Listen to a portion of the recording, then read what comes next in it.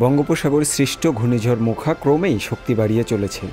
এটি ইতোমধ্যে অতি প্রবল ঘূর্ণিঝড়ে পরিণত হয়েছে। শক্তি বাড়িয়ে ঝড়টি বাংলাদেশের কক্সবাজার ও মিয়ানমার উপকূলের দিকে ধেয়ে আসছে।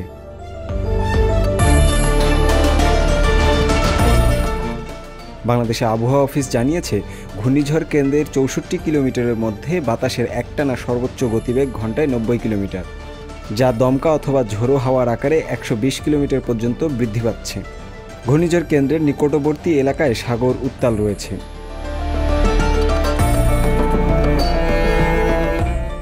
ঘূর্ণিঝড়টি আজ শুক্রবার ভোর ৩টায় চট্টগ্রাম সমুদ্র বন্দর থেকে ১১২৫ কিলোমিটার দক্ষিণ দক্ষিণ পশ্চিমে, কক্সবাজার সমুদ্র বন্দর থেকে ১০৫৫ কিলোমিটার দক্ষিণ দক্ষিণ পশ্চিমে অবস্থান করছিল।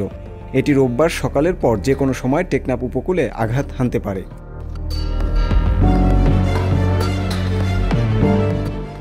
আবহাওয়া অধিদপ্তর জানিয়েছে, ঘূর্ণিঝড় সংলগ্ন এলাকায় অতি ভারী বৃষ্টি, প্রবল ঝোড়ো হাওয়া, ঝড় বৃষ্টি ও জলোচ্ছ্বাসের সৃষ্টি হতে পারে।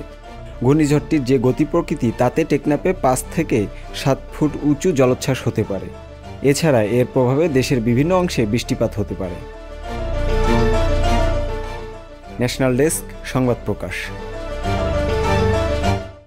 সংবাদ, ফিচার ও অনুষ্ঠানের জন্য ভিজিট করুন সংবাদ প্রকাশের ওয়েবসাইট এবং যুক্ত থাকুন ফেসবুক পেজ ও ইউটিউব চ্যানেলের সঙ্গে।